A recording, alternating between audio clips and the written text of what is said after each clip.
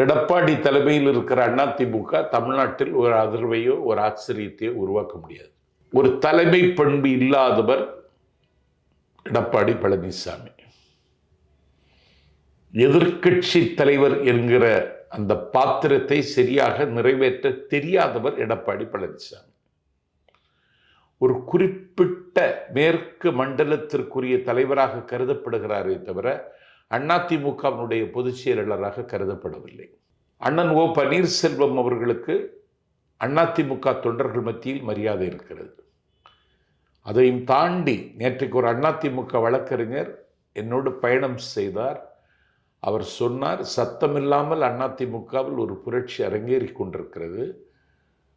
சசிகலா அம்மா தலைமை ஏற்றால் மட்டும்தான் அதிமுகவை காப்பாற்ற முடியும் என்கிற முணுமுணுப்பு தொண்டர்கள் மத்தியில் ஏற்கனவே மையம் கொண்டிருந்தது.